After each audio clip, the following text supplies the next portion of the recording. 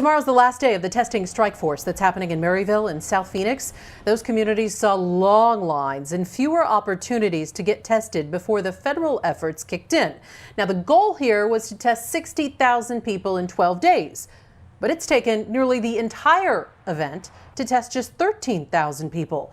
The governor blames low demand, and community leaders are saying that the state actually hasn't done enough to even reach out to these underserved communities. Here's ABC 15's Sonu Wasu.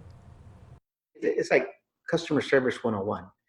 You got to go to where the service is needed and deliver it there. From neighborhoods populated with low-income families to those who are undocumented, the disabled and elderly. I live in a neighborhood near Metro Center, okay? There are a lot of disabled and elderly you don't see coming out at all. Just this month, the American Diabetes Association, along with over 100 other national groups, including Black Lives Matters, the NAACP, and the AARP Serving Senior Citizens, sent this letter to congressional leaders calling on them to focus their efforts in the most vulnerable communities hit hardest by COVID-19. One of the concerns I've had is that they're just beginning to go into poor communities of people of color.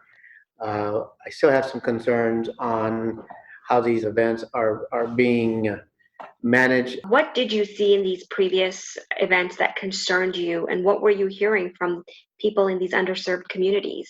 I think some of the reasons why some of these events haven't gone as successful as they would have hoped was when you have events where you have the National Guard there, you have law enforcement there. These events are a little threatening or intimidating, I guess is the better word. These organizations believe that barriers to access, like lack of transportation, insurance coverage, and access to information, makes it difficult for people in underserved communities to get tested unless it is brought directly to them. I'm not here to criticize, but I'm here to challenge, to make sure that they understand that there are partners that they can work with, like Chicanos por la Causa. What would you like to see? I would like to see more done for those that don't drive, that can't come out, that are disabled, that are handicapped, that are elderly. I like to see vans, if they had medical testing vans, come down to all the neighborhoods. It would show that the state cared. ABC 15 has reached out to state officials to find out how they plan to expand testing